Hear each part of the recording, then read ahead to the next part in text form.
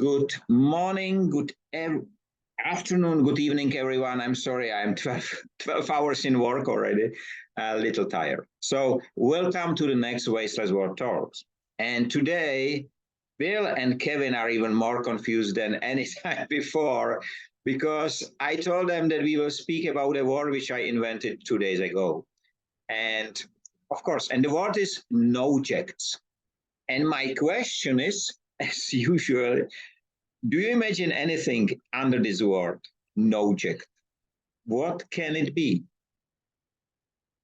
Well, it starts with the word no.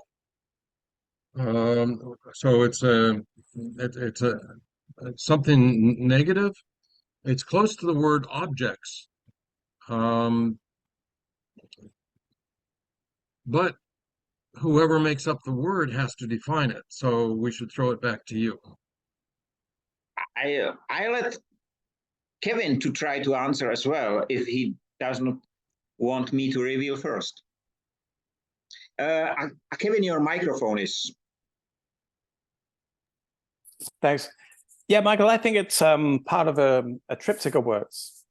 There are objects, there are rejects, and there are nojects. Okay, so I will explain why I came to that. It was on Sunday and Monday. There has been I received so many information about projects which generally has been introduced, get a lot of funding, but they have been never realized. So it looks like, so it's generally a project, which is a professional, whatever project. And then I said, okay, so there must be something, and this is a Noject. So in fact, Noject is a project which is introduced not to deliver results, just to cash money. Well, we have lots of examples of that, don't we? And the word for this was missing. So it was time to introduce some word. So in some ways, it's very much like greenwashing. That is, it describes something that is in reality less than the optics, less than what they want you to see it as. And because I do so frequently the word green and so on, so this is why probably I came with Nojects. Because what is interesting, and we had this discussion a few hours ago, and it was quite interesting that the people can immediately adapt to it.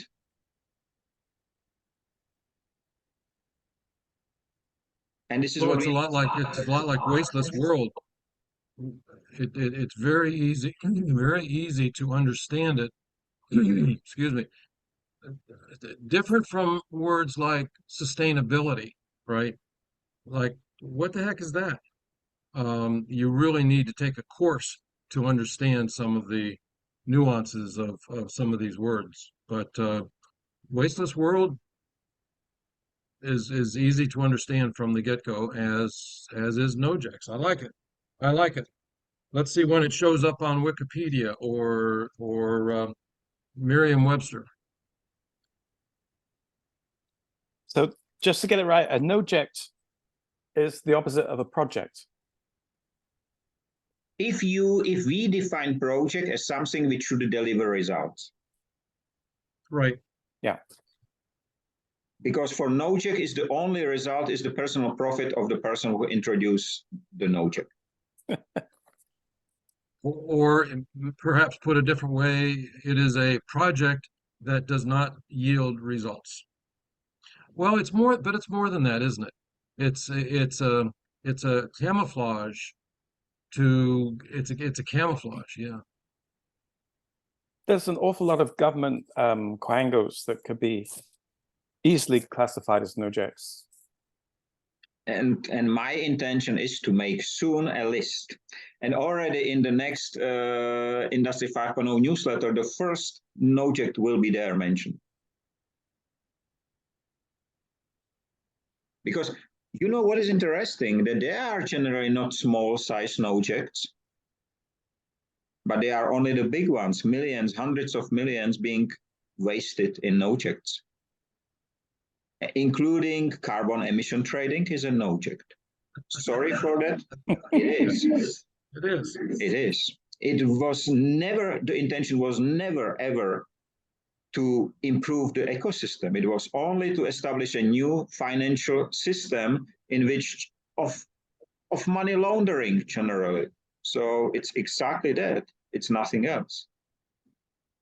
So it's an object, but this is not the one which I will mention. So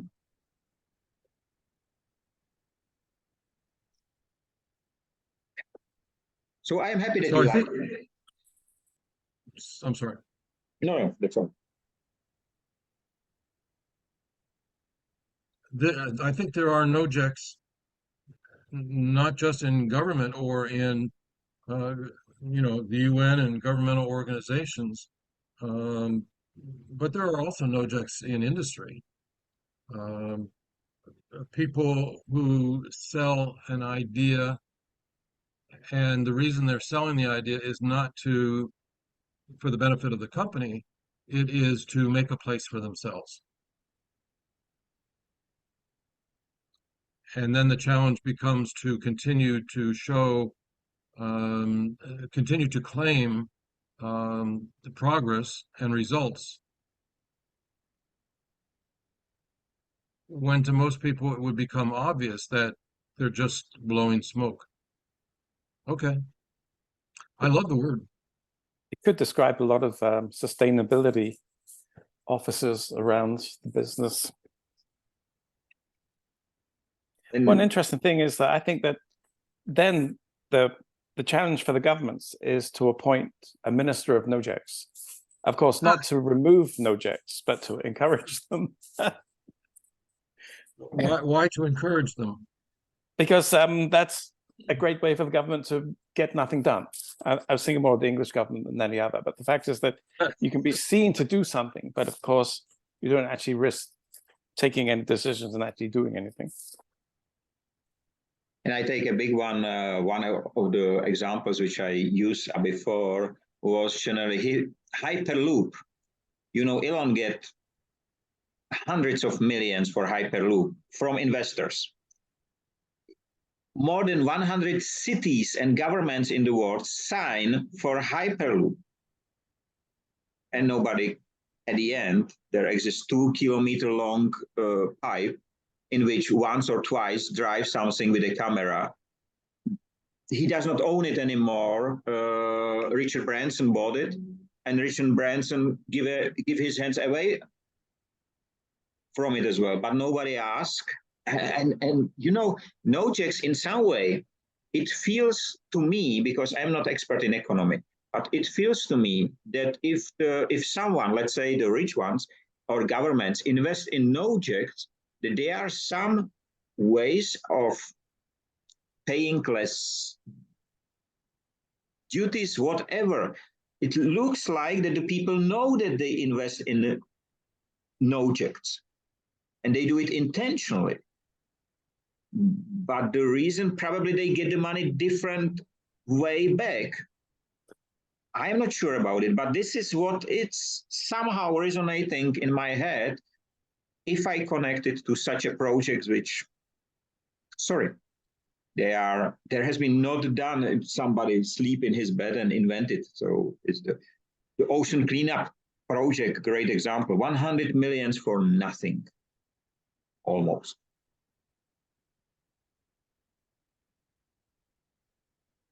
I think perhaps this is better understood by the giants, because they justify actions and investments by more than just the results that are public. They, in the back rooms, they say, they tell each other, oh yes, and you can get a tax credit for this, and you can write this off, and so on. And we the public never see that stuff.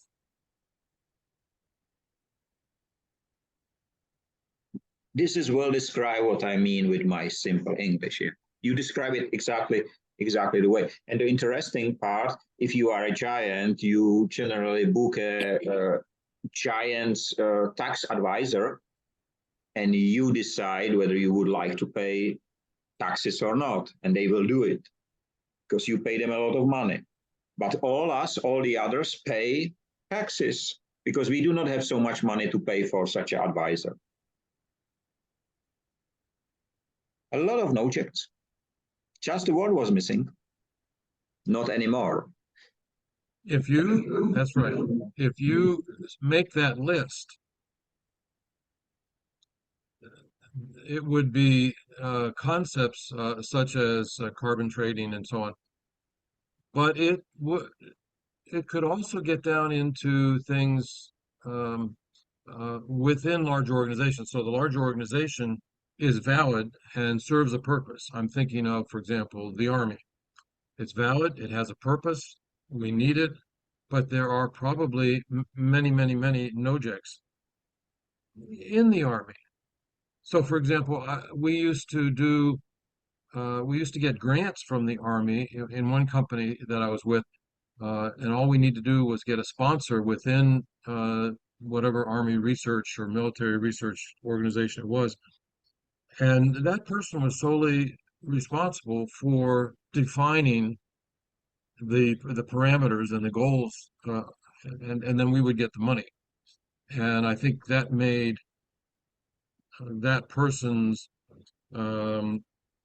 responsibility or his job description bigger, and maybe he or she then had to hire a couple of people. So his all because of a Noject that only a couple of people really understood.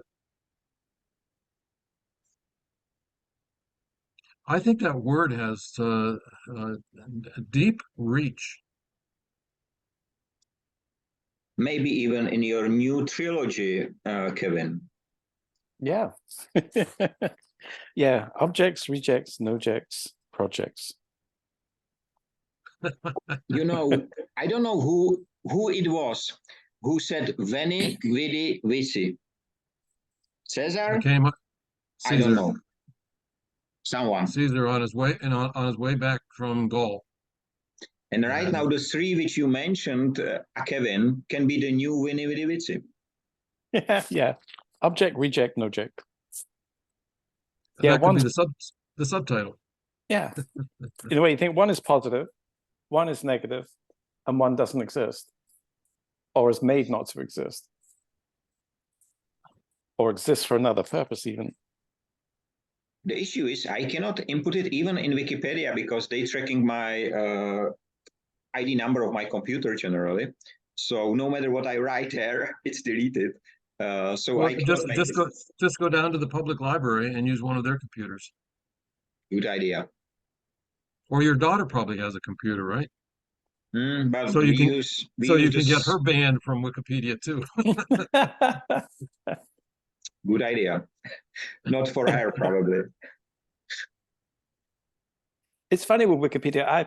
I don't trust it, but I use it all the time. There's something. Right. There's a love-hate relationship I have with that thing. But overall, I actually, I mean, what would we do without it? We will let our brain work harder. On the other hand, the libraries are not so big anymore. Newspapers do not exist anymore in the standard form. So we are reducing. I came to this just recently. I have right now the talks about nothing in Czech. It's great. I recommend it to everyone because it's exactly, you have it every week. You have it every week. And these people in Czech have it right now as well. And it's so beautiful. It's really, I have 8 parts and tomorrow on the 9th, but it's really great. But what I would like to say with one of those, I realized one interesting thing. You know, when we have been kids, the only virtual reality which exists was ours. We read something or hear something in a radio, and then the images spread in our brains. We saw the Jules Verne and everything because it was not on TV, it was here. So we don't need any artificial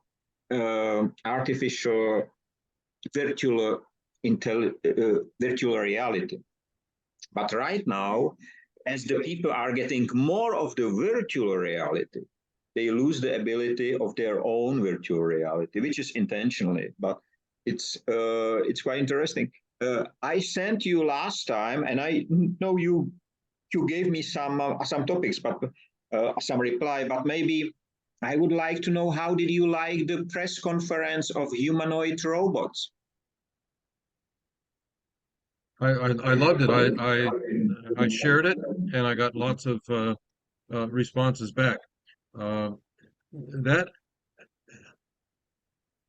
that scares people. It scares a lot of people. In fact, there seem to be two types of people in the world: the people who embrace this sort of thing, and the people who live in fear, and the fear of losing their jobs, having their jobs eliminated. In fact, I saw a posting in LinkedIn just today or yesterday about it had a timeline, and it would flash up the occupation. So the occupation is uh, say teacher, bricklayer, bus driver, and so on. And then beside each type of job or occupation, there was how many years before AI will replace that job. And so it was 1.5 years, 2 years, 3.5 years, and so on. And in the next 10 years, the author of this thinks that almost all the jobs except the trades will be uh, replaced. And people who think like that live in fear, uh, which I choose not to do.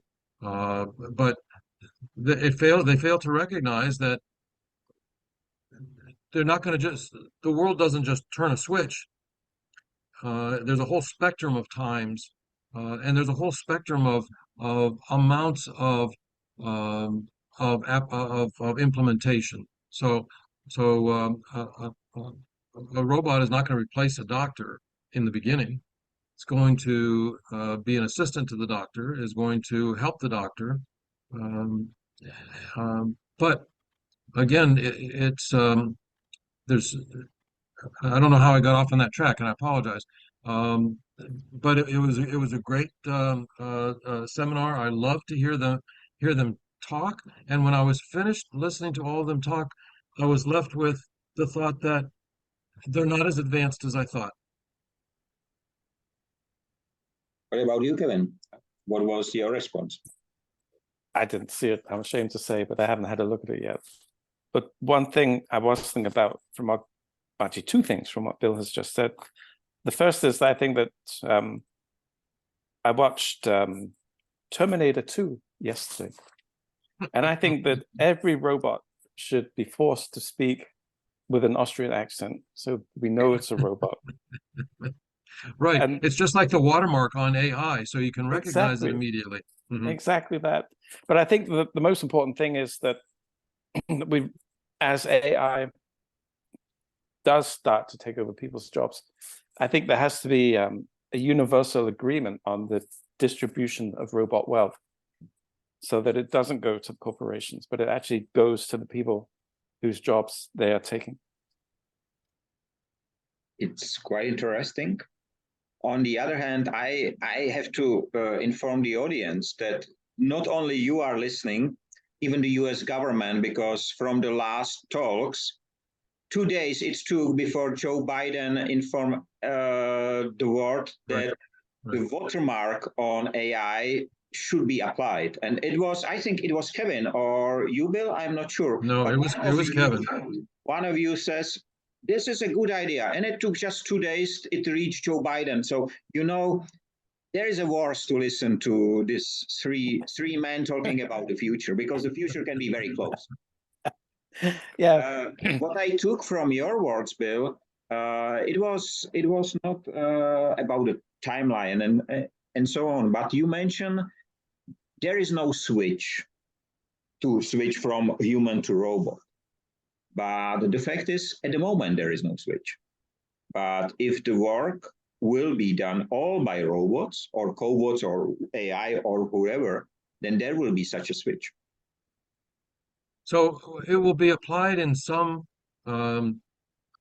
businesses in the U.S. It's already applied, in other developed countries, but in some underdeveloped countries, it is not applied, will not be applied for a long time.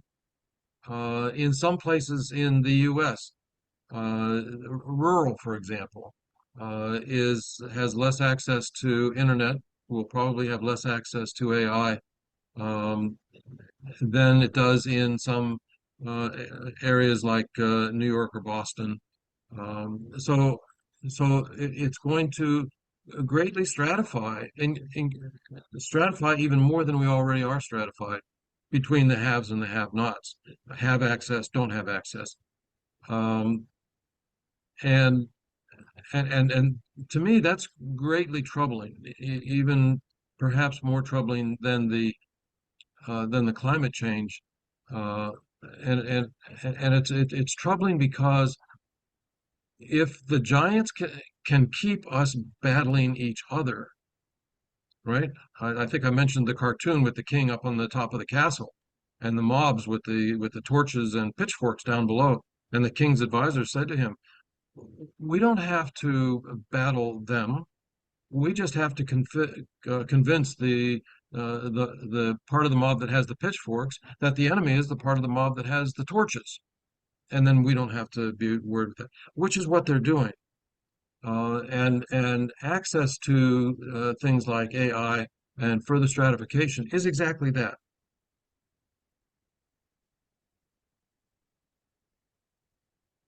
Any comment on that, Kevin?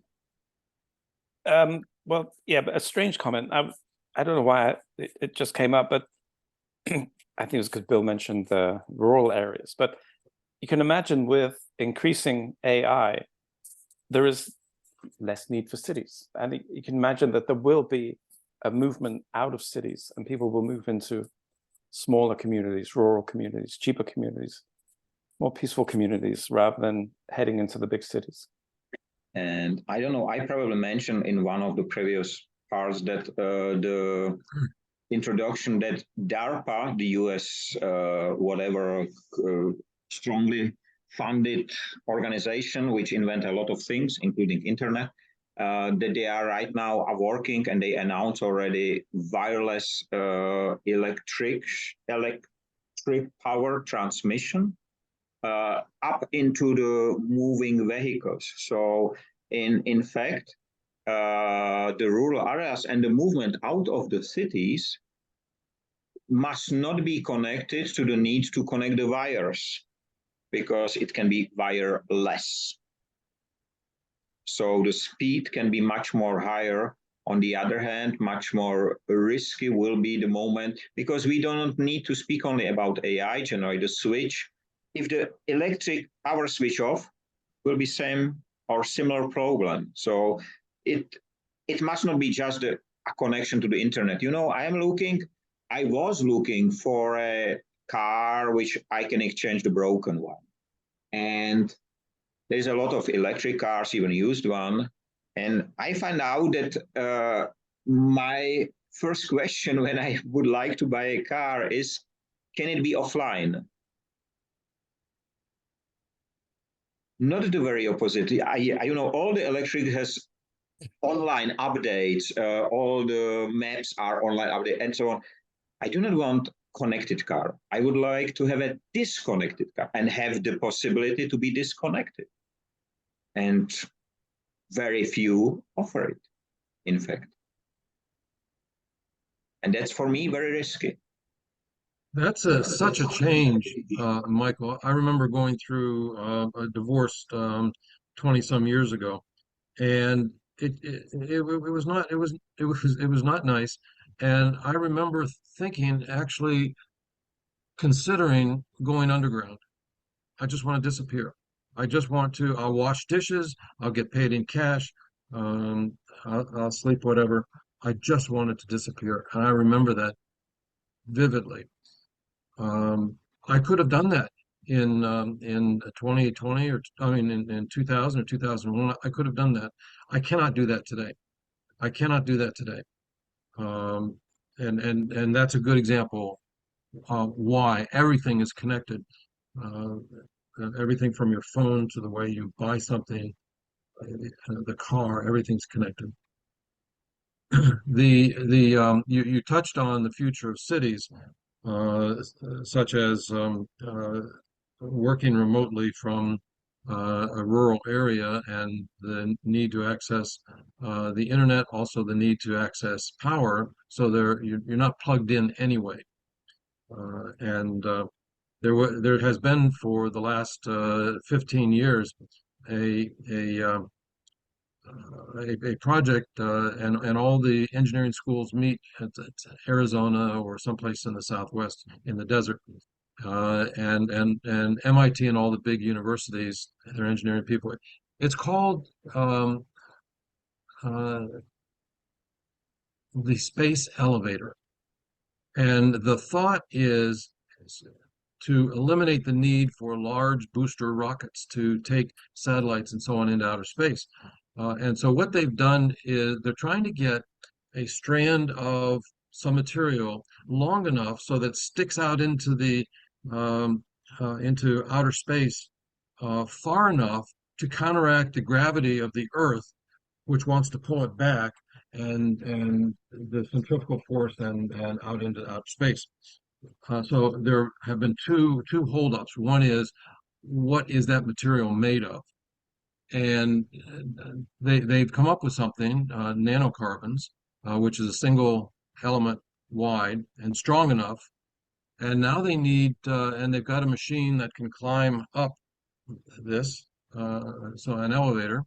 But the problem was getting power to it. So they have been working on beaming power, and every year MIT and the other, they come up with some new ideas and so on. Right now they have that space elevator, which is fairly small, able to move several meters up this whatever up this wire, but they beam the power to it from 20 meters away. And even my cell phone, I don't plug, well, it's plugged in now, but at night I put it on something and it's not plugged in and it charges. So the technology for beaming power is there. It just needs to be worked on a little bit. And I saw an article just the other day about satellites with large solar collectors, and they are going to beam that power down. You have to be very careful with airplanes flying in the path, but those are logistical things that can be worked out. So I see beaming power to households very easily. I don't know what the timeline is, but very possibly in my lifetime. Wasn't that what Nikola Tesla was working on? Yes. Yes. How many years ago, Kevin? Oh, it must be 100 at least. Yeah. Anybody know what happened? Everything disappeared that he was working on. That I don't want to be a conspiracy theorist or anything like that, but I heard that all of his stuff was taken away, all his notes and everything. I have heard exactly the same. In general, I do believe it because, you know, I think that the issue is not to transfer the electric power wirelessly. That's not the issue why it's being stopped. The issue is how to charge it. How to charge you, how much you should pay for free for something which you get for free. That's the issue. It's not about the power itself. So it exists. Nature show us, you know, there are no wires in nature and still it works. It communicate, generate. So it's a lot of things, but we do not know how to charge this. I mean, in a financial point of view, and that's the point. So I just yesterday I put in the newsletter. I don't know whether you noticed in Nevada, in the U.S., Nevada, there was the largest at the time solar concentrator power station, huge tower with a molten salt.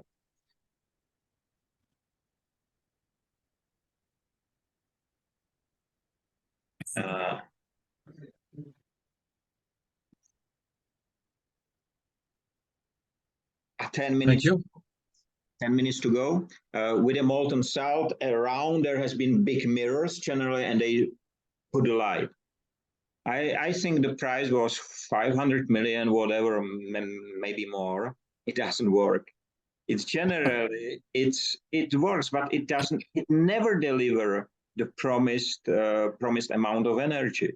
And then there has been, and the company get bankrupt and so on. So it's quite a nice description of a Noject.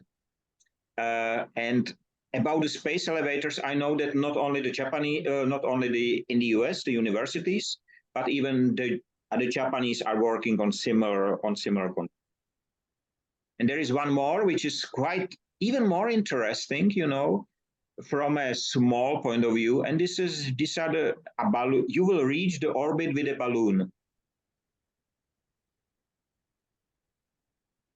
And two countries, I think Japan and one more, I don't remember, they are working on this. Israel, I think it was Israel, the second country. We probably should be a little bit careful about calling something a Noject. I'm not criticizing Michael, but this is one of the things that I realized in the Wasteless World book is for example, if the solar collectors don't work, it doesn't necessarily mean that it's a Noject. It might mean, right, that it takes it's a 100-step discovery that you're going to fail 99 times, but you're going to find it on that 100th time. And this may have been one of the steps. I don't know. But somehow going forward, we need to have some criteria about what a Noject is, or it's going to become a label. People are going to throw that at each other. They're weaponize that word as a way of discrediting someone who doesn't think like they think. So maybe as you introduce the word, we can come up with some criteria. I'm not even sure what the criteria would be. You know, certainly no result. No result except of financial, let's say the profit. That must be there because the Nojects are made for profit of a small or few. But what we do in Industry 5.0, I do not accept any project which does not exist, which does not have a result, you know. Only if I can be shown a result, I can touch, then it's accepted. Because there are so many fakes which are just virtual and so on. So I think then you need to define what a result is. So, for example, you know, a friend of mine said, "I never fail. I never fail. I either succeed or I learn." Right. So, can the learning be a positive result? Yes. On my opinion, yes. I agree, but that takes you into a gray area. Because if you can learn or you can justify yourself, you know, some people are so good at justifying what they just did when common sense tells you they're full of it. Yeah, I think that the intention is a big defining factor of a Nojects. The intention has to be, apart from lining your own pocket, it is to look like you're achieving something, but of course you have no intention of doing any such thing. And I do fully agree there must be some specification. You know, the world is 2 days old, so it cannot have everything. And this is why I open it, why I would like to have the discussion about it, because, you know, it's important, but it is the response from the audience show up that it's a right way to have a new word if there is something missing in this. And it's too complicated. Until today, even the experts of sustainability are not able to explain what is sustainability, you know. Right. Or if you ask, what is a startup? So all the experts in startups cannot define what is a standard company and what is a startup. So we are using a lot of terms which we cannot explain, but everybody is using them because they are adopted. So yeah, it's true. In a way, you think that a word like sustainability is a complete distraction because people don't use it the way they think they should use it. And it is just totally wrong. I mean, sustainability, yeah, it's wrong. But like we discussed with AI as well, that needs redefining. That needs a different word, different description. So 5 more minutes to go.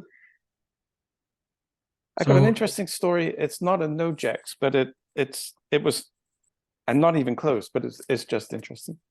The guy who invented the laser, I think he was an American guy, and he figured out that with the property of light, you could actually concentrate this beam. And he proved himself right. He actually did it. And so then when he introduced this laser, everyone looked at him as if he was crazy. They said, you've invented the only thing that has no purpose. Nobody could see a use for a laser. Whereas these days, name a technology that doesn't have a laser. You know, it's everything from from music to measuring distance to just so many wonderful things to do with something which had no purpose at all. So as we are talking about Nojects, we have to be careful that we don't throw out the baby with the bathwater. We don't reject something simply because we can't see the purpose. It is complex, and this is why the language is here, as we describe it many times, and needs to be used the right way to explain things. Because, you know, if just, you know, ESG, everybody's speaking ESG, very few know what these three letters mean, SDG again. So in Japanese, they use so many abbreviations, so many, and nobody knows what does it mean. So, but everybody adopted. In logistic Gemba, everybody should know, but they cannot explain what does it mean. This is not new. I can remember having discussions about jargon 40 and 50 years ago, and there's a purpose for jargon, and that's to keep your little community insulated and not let other people in. You have your own language. You get around government people, it's awful. You get around medical people, everything has got an abbreviation or initials, and somebody on the outside cannot understand and is not part of the community because of that. So it's intentional or unintentional, but the effect is to keep people out. That's interesting. Never thought about it this way, but the truth is, if two IT guys start to speak to each other, I can leave because I don't understand what they are speaking. So. Actually, it's the same with the medical community. I mean, that is a profession full of jargon that only they can understand. And we have it everywhere. So if you go to lawyers or anyone, it's generally, it's more, it's rare that you are on a meeting of two experts and you understand. The majority of these talks are, I don't know what they are talking about. You know, the great part is if they speak about Industry 5.0 and I'm sitting there and I don't know what they are talking about. Tomorrow there will be one in the US, so I am really in the evening. I can send you the link. So, and there will be, we have less than 1 minute, sorry. So we have to make end. In Czech we say, it's the best to end in the best time. So let's end it today. Thank you all, and thank you, Bill and Kevin, for having such a great time again. And of course, have a nice time, free of waste and wasting in all its form. Stay safe, free, visible, audible, and I would like to add, be human. See you next time. Bye-bye. Bye-bye.